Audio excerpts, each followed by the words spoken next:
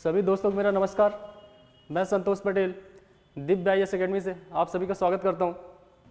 और आज जो हमारा टॉपिक रहेगा वो एक सिंपल टॉपिक है, क्योंकि मैंने देखा कि जो YouTube पे मेरा चैनल है स्मार्ट स्टडी इंजीनियर संतोष पटेल, उसमें बहुत सारे कमेंट्स आए हैं और कई लोगों ने क्वेश्चन पूछा कि सर आप थोड़ा अपने बारे में बताइए कि आप क्या कर रहे हैं, आपका बैकग्राउंड क्या है, थोड़ा अपनी फैमिली के बारे में बताइए, अपने एजुकेशन के बारे में बताइए। तो मैंने सोचा चलो आज जनरल चर्चा कर लेते हैं, एक सामान्य बात, ठीक है, कि मैं क्या कर रहा हूँ और जो मेरा चैनल है स्मार्ट स्टडी इंजीनियर संतोष पटेल, उसका नाम स्मार्ट स्टडी मैंने क्यों रखा है। ठीक है, देखिए जो स्मार्ट स्टडी नाम रखने का मेरा ये पर्पस है क्योंकि आज हम मॉडर्न युग में जी रहे हैं, ठीक है, 5G 6G 7G की तरफ जा रहे हैं। तो मेरी भी यही सोच है कि हम जो पढ़ाई का तरीका है उसमें थोड़ा चेंज करें। मतलब क्वेश्चन लिखना, पढ़ना, समझना ये तो एफर्ट है, लेकिन थोड़ा हम ये करें कि अगर हम वहाँ टाइम बचा सकें एक प्रॉपर, कि जहाँ पे हमें मतलब चीज़ों को जल्दी समझें, क्योंकि आज वैश्वीकरण चल रहा है, ग्लोबलाइजेशन, ठीक है। और ग्लोबलाइजेशन की सबसे बड़ी खासियत ये है कि आज के टाइम में अमेरिका में यदि कोई घटना घटती है तो उसका तुरंत असर भारत में होता है, क्योंकि आजकल सोशल मीडिया का युग है, व्हाट्सअप, फेसबुक, इंस्टाग्राम, हर जगह हर चीज़ से हम जुड़े हुए हैं। तो आज देखिए मतलब कि हम कितनी तेज़ी से चीज़ें बदल रही हैं। मतलब आज हम कंपैरिजन करते हैं भारत और अमेरिका की। मुझे आज भी याद है 2014 या 2009 की बात करें तो उस समय क्या होता था, जब हम कोई डिसीजन लेते थे तो कई बार हम अमेरिका की ओर रुख करते थे, अमेरिका से सोचते थे कि अमेरिका क्या बोलेगा, मतलब हम अमेरिका के पीछे रहते थे।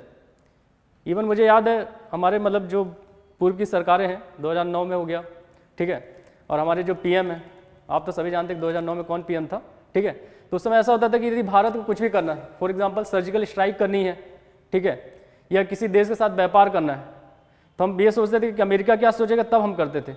लेकिन आज ऐसा है कि चीज़ें ऐसी बदल चुकी हैं कि आज हम डिसीजन स्वतंत्र रूप से ले सकते हैं। जैसे बोलते हैं ना, भारत एक संप्रभुत्व राष्ट्र है, ठीक है। संप्रभुत्व का मतलब हम पूरी तरह स्वतंत्र हैं। और आज ऐसा हो रहा है कि हम हर देश के साथ कंधे से कंधा मिला के चल रहे हैं, चाहे वो रसिया हो, रसिया तो हमारा पहले से ही दोस्त रहा है, इसके अलावा और भी देश है जैसे अमेरिका हो गया, इंग्लैंड हो गया, ऑस्ट्रेलिया हो गया, ठीक है। आज हम हर देश के साथ नए नए ग्रुप बना रहे हैं और हर देश ये चाहता है कि भारत उससे जुड़े, क्योंकि हमारी जो आबादी है लगभग 130 करोड़ से ज़्यादा है। और आपको पता है कि जो एक डेटा आया था कि 2020 में भारत के जो युवाओं की औसत आयु है वो है 29 वर्ष, 29, ठीक है। मैं भी उसी से रिलेट करता हूँ, मैं भी उसी ग्रुप में हूँ। और मैं थोड़ा ये बता दूँ यार, देखो मेरा फैमिली बैकग्राउंड ऐसा है कि समथिंग मैं मोटिवेटर रहता हूँ हमेशा, और मोटिवेशन देने की कोशिश भी करता हूँ। मेरी इंजीनियरिंग है मैकेनिकल से, और इंजीनियरिंग से मैकेनिकल मतलब आप ये सोचते हैं यार बहुत सारे तो इंजीनियर हैं, लेकिन मेरी एक क्वालिटी है कि मैं थ्रू आउट AC रहा हूँ, इंजीनियरिंग में कभी फेल नहीं हुआ, मुझे कभी बैक नहीं लगी, ठीक है, ये मेरी एक क्वालिटी है। इसके अलावा ये है कि जब मैं किसी वर्क में लगता हूँ तो उसको अंजाम तक पहुँचाता हूँ, मुझे टाइम का मैटर नहीं करता, मैं समय में बंधा नहीं हूँ, ठीक है। और उसका रीज़न ये है कि मैंने कई महापुरुषों की बायोग्राफी पढ़ी है, ठीक है, जैसे अपने समझ लीजिए स्वामी विवेकानंद जी हैं, APJ अब्दुल कलाम है, गौतम बुद्ध है, मैंने सबको पढ़ा है। और मैंने उनसे ये सीखा कि यदि आप चाहते हो कुछ करना तो आपको सबसे पहले खुद पे भरोसा होना चाहिए, खुद पे भरोसा करो, सामाजिक मूल्यों का ध्यान रखो। सामाजिक मूल्यों का क्या मतलब होता है? सामाजिक मूल्यों का मतलब होता है, आप ये मत समझिए कि मैं आदर्शवादी हूँ, लेकिन मैं आदर्शवाद सोचता हूँ, गांधी जी को भी फॉलो करता हूँ, ठीक है, अम्बेडकर को भी फॉलो करता हूँ, और APJ अब्दुल कलाम मेरे आदर्श है, रोल मॉडल है मेरे, ठीक है। मैं उनको बहुत चाहता हूँ और चाहता हूँ उनकी तरह एक दिन बनूँ, और मेरी कोशिश रहेगी मैं उनकी राह पे चलूँ, उनने जो भी रास्ता दिखाया है। इसके अलावा मुझे स्वामी विवेकानंद का भाषण याद आ जाता है जो उन्होंने शिकागो धर्म सम्मेलन जो लगभग समथिंग 1893 में हुआ था, जिसमें उन्होंने क्या किया था, हमारी जो भारतीय संस्कृति है उससे लोगों को परिचय कराया था। जो उनका पहला संबोधन है भाइयों और बहनों, वो अपने आप में ऐसा है कि मतलब बोला जाता है कि कई घंटों तक तालियां बजती रहीं, ठीक है। और कई जगह तो मैंने ये भी अतिशयोक्ति पढ़ी है कि लोग 3 दिन तक लगातार उनका भाषण सुनते रहे, ठीक है। तो ये हमारी क्वालिटी, ये हमारी भारतीय संस्कृति की विशेषता है। और हम आज से सभ्य नहीं है, लाखों वर्षों, हजारों साल पुराना हमारा इतिहास है, ठीक है, चाहे प्राचीन काल से अब तक। तो मुझे ये नहीं समझ में आता कि जो भारत के युवा है वो निराश क्यों होते हैं। भाई आप ये देखिए ना, आपके धर्म ग्रंथ हैं, कई सारी चीज़ें, बहुत सारे धर्मों का यहाँ पे सम्मेलन है, तो आप ये देखेंगे कि हमने जो है ना कठिन से कठिन लड़ाई लड़ी है, कोई भी परिस्थिति हो भारतीय कभी डरा नहीं है। ये अलग है कि हम एग्रेसिव नहीं होते हैं, हम आपके साथ रहेंगे, क्योंकि हमारा जो लक्ष्य है वो है वसुधैव कुटुंबकम, मतलब सबको साथ लेके चलना। और आप एक चीज़ याद रखिए, खुद पे बिलीव रखिए, क्योंकि एक शब्द चलता है मैंने गौतम बुद्ध के बारे में पढ़ा था, उन्होंने कहा था सूर्य, चंद्रमा और सत्य। क्या क्या? सूर्य, चंद्रमा और सत्य, ये तीन कभी नहीं छुप सकते। तो मुझे भी नहीं लगता कि यदि आप सत्य में जयते, यदि आपके अंदर सामाजिक मूल्य हैं, सही रास्ते में जा रहे हो, अपना काम ईमानदारी से कर रहे हो, तो दुनिया कोई ताकत आपको रोक नहीं सकती, किसी के अंदर वो नहीं है।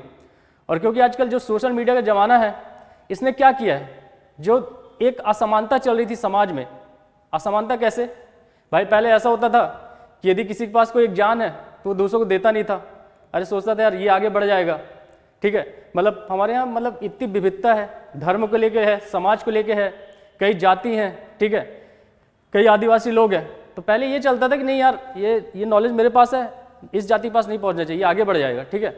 लेकिन जब से मैंने देखा कि ये 2014 के बाद जैसे जियो आया, जियो ने क्या किया, जो डिवाइडेशन चल रहा था कि नहीं ये अपर क्लास है, ये लोअर क्लास है, मिडिल क्लास है, सबके पास एक जान, मतलब क्या है कि डिजिटल युग में मैं तो ये मानता हूँ कि जो आपका यूट्यूब है, आपका यूट्यूब क्या है, यूट्यूब आधुनिक युग, मॉडर्न युग का द्रोणाचार्य है, ठीक है। आपको एकलव्य वाली कहानी याद है ना, जब द्रोणाचार्य जी ने एकलव्य को शिक्षा देने से मना कर दिया तो उसने क्या किया, द्रोणाचार्य जी की मूर्ति बनाई और उसके सामने अभ्यास किया। और आपको पता है क्या हुआ था उसने, कि जब एक कुत्ता भौंक रहा था तो उसने शब्द भेदी बाण चला के कुत्ते का मुंह बंद कर दिया था। तो ये खासियत आज यूट्यूब आपको दे रहा है, ये अपॉर्चुनिटी है आपके पास कि आप जिस फील्ड में आगे बढ़ना चाहते हो आप उसके लिए वर्क करो, डेडिकेशन दो, टाइम दो, ठीक है। मतलब बोलते हैं नॉलेज इज अ पावर, ज्ञान ही शक्ति है, मैं इस पर बिलीव करता हूँ। कहते हैं संस्कृत में बहुत सारे श्लोक पढ़े हैं, आपको याद है पहले हम नैतिक शिक्षा किताब पढ़ते थे जब 6वीं 7वीं में थे या 3री 4थी में, और उसको मतलब अलग से पेपर उसका रहता था, मतलब सामान्य पेपर में नहीं जोड़ा जाता था। नैतिक शिक्षा मेरे ख्याल से जो किताबें पहले लगती थी उनको फिर से लगवाना चाहिए, और मैं चाहूँगा गवर्नमेंट इस पर काम करे, ठीक है, क्योंकि नैतिक शिक्षा वाकई में बहुत ज़रूरी है।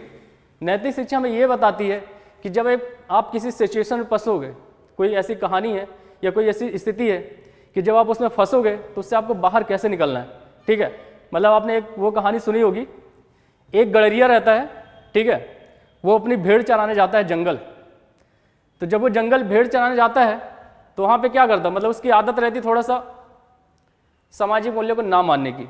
मतलब क्या जाता है, वो जंगल जाता है और चिल्लाता है कि भेड़ी, क्योंकि वो भेड़ लेके चराने गया है, और बोल देता शेर आ गया, ठीक है, या चीता आ गया, और लोग गांव वाले उसको बचाने जाते हैं। तो उसने एक बार ऐसा किया, गांव वाले गए, दूसरी बार फिर उसने ऐसा किया, जबकि बाकी में शेर आता नहीं था। 2 बार उसने ऐसा किया, लेकिन जब उसने तीसरी बार ऐसा किया कि शेर आया, और इत्तेफाक से तीसरी बार में सही में शेर आ गया, और शेर ने क्या किया, उस भेड़ियों को भी खा लिया, मतलब उसके जो भेड़ थी उनको खा लिया, और जो उसको चराने वाला था उसको भी खा लिया, ठीक है। तो ये शिक्षा में क्या बताती है कि आप लोगों को सही जानकारी दो, क्योंकि यदि आप अपने मतलब बातें हैं जो उसमें सही तर्क नहीं दोगे, सही चीज़ को गलत तरीके से पेश करोगे, तो फिर लोग आपके ऊपर बिलीव नहीं करेंगे। तो ये सब नैतिक शिक्षा कहानियाँ हैं हमारे ठीक है, पंचतंत्र में बहुत सारी कहानियाँ बताई गई हैं। तो मुझे लगता है कि अगर हम भारतीय हैं तो हमारी पुरानी जो संस्कृति है, या जो मध्यकाल की संस्कृति है, या जो वर्तमान में चल रहा है, उसको हमें साथ लेके चलना चाहिए। और एक चीज़ आप याद रखिएगा, मुझे लगता ही नहीं कि इंडिया में कभी कोई डीमोटिवेट हो, क्योंकि इतने एग्जाम्पल भरे हैं यार आपके पास ढेर सारे। और एक चीज़ और, यदि आप एक बार फेल होते हो, मतलब APJ अब्दुल कलाम साहब ने कहा था कि फेल मतलब फेल नहीं होता, वो फर्स्ट अटेम्प्ट ऑफ लर्निंग है, ठीक है। मतलब जब आप फेल होते तो कुछ सीखते हो। और एक चीज़ और याद रखिए यार, आदमी क्या करता, आदमी फेल कभी नहीं होता, ठीक है। मिडिल क्लास की एक कहानी है कि वो फेल कभी नहीं होता, या तो सीखता है या तो जीतता है, ठीक है। क्योंकि यदि हारेगा तो सीख जाएगा, और पास हो गए तो जीत जाएगा। तो कभी अपने आप को कमज़ोर मत समझिए। आप ये देखिए भाई कि हमारे जो बिग बी हैं, अमिताभ बच्चन साहब, अमिताभ बच्चन की कहानी सबको पता है कि वो रेडियो में एक बार इंटरव्यू देने के लिए गए थे, और उस समय उनको क्या बोला गया था कि आपकी आवाज़ बहुत भारी है, ठीक है, आपकी आवाज़ बहुत भारी है, उनको रिजेक्ट कर दिया गया था। और देखिए आज अगर उस दिन वो सेलेक्ट हो जाते तो आज हम जो बिग बी को सुन रहे हैं, इतना बड़ा नाम, मतलब बोल सकते हैं फिल्म इंडस्ट्री के पितामह, ठीक है, उनकी जैसी वैल्यूज़, मतलब वो अपने आप एक इंस्टीट्यूशन है, संस्थान है अमिताभ बच्चन, क्योंकि वो जहाँ खड़े हो जाते हैं वहीं से लाइन शुरू होती है। क्लियर है? तो आप ये समझिए कि यदि आप एक बार फेल हो गए तो आपके लिए दूसरे ऑप्शन खुले हैं। और आज हम क्या कर रहे हैं भाई, कौन बनेगा करोड़पति, पर एपिसोड मेरे ख्याल से अमिताभ बच्चन को पर घंटे 10 करोड़ से ज़्यादा मिलता है। तो वो उनकी आवाज़ की वैल्यू है। जिस आवाज़ को किसी दिन रिजेक्ट कर दिया गया था, आज हर हिंदुस्तानी, हर भारतीय, आज विश्व के लोग उसको सुनना चाहते हैं। ये हमारी हिंदी की वैल्यू है, ठीक है। तो हम भारतीय हैं, हमेशा मोटिवेट रहें, अच्छा करें, और जब भी आप निराश हो ना, अपने महापुरुषों की कहानी जरूर सुनिएगा, क्योंकि उन्होंने वो करके दिखाया है और हम कर सकते हैं। आपको यकीन होगा, जैसे सरदार पटेल, मैंने सरदार पटेल को ही पढ़ा है और मैंने ये देखा यार कि मतलब जब हम गुलाम थे, उस समय के लोग इंग्लैंड जाके शिक्षा प्राप्त किए। गांधी जी हैं, वो बैरिस्टर बन के आए, और आज के टाइम में हम इतनी सारी अपॉर्चुनिटी होने के बाद भी विदेश जाने में टकराते हैं, ठीक है, कि यार कहाँ कैसे जाएं, कैसे होगा। तो जब उस समय हम गुलाम थे, या एक तरह से हमारे ब्रिटिश हमारे ऊपर शासन कर रहे थे, उस समय लोग बैरिस्टर बन के वहाँ से आ गए और अच्छा काम किया, तो हम क्यों नहीं कर सकते। और एक चीज़ और है यार, उम्र एक कोई बंधन नहीं है, ठीक है। आप उम्र को मत मानिए, बस आप अपने काम पे वर्क करिए। उम्र मैटर कभी नहीं करती, आपका सक्सेस मैटर करता है। वो अब आपको 30 में मिले, 35 में मिले, 40 में मिले, लेकिन जब मिलेगा तो लोग उसका बिलीव करेंगे, भरोसा करेंगे कि हाँ बंदे ने किया है। आपका बैकग्राउंड कोई भी हो, वो मैटर नहीं करता, आपका हार्डवर्क मैटर करता है, ठीक है। आप चाहे फिल्म इंडस्ट्री ले लो, चाहे बिजनेस लाइन ले लो, हर जगह जिसने फाइट की है वही सक्सेस हुआ है। और आज के टाइम में कहानी उसी की पढ़ी जाती है जिसने अपने दम पे कुछ किया है, ना कि उसका फैमिली बैकग्राउंड था। क्लियर हो गया ना। तो ऐसे बहुत सारे एग्जाम्पल है, मैं किसी और दिन और चर्चा करूंगा। ओके, हाँ थोड़ा मुझे बताना चाहिए था यार। तो हाँ, मैंने इंजीनियरिंग की हुई है मैकेनिकल से। मैं रीवा से बिलोंग करता हूँ, मतलब जबलपुर में मेरा पूरा जीवन है, मतलब 25-30 साल जबलपुर में बीते हैं, लेकिन उसके पहले मतलब मेरा जन्म रीवा में हुआ था, ठीक है। रीवा में जो हमारी नदी है बीहर, वो मेरे घर से आधा किलोमीटर पे है। वहाँ पे बहुत मैंने तैरा है, खूब नदी पार की है, खूब बाढ़ में तैरा हूँ, ठीक है। बहुत धूप से, ये बहुत लड़ाई भी लड़ी है। और बदलाव होता है लाइफ में, ठीक है, हृदय परिवर्तन ही होता है। आपकी लाइफ में भी आएगा एक टाइम जब आपका हृदय परिवर्तन होगा। तो उन चीज़ों को देखिए, मतलब मैं ये बोलता हूँ यार कि आपके साथ जो चल रहा है ना, घटनाओं को एनालाइज करिए।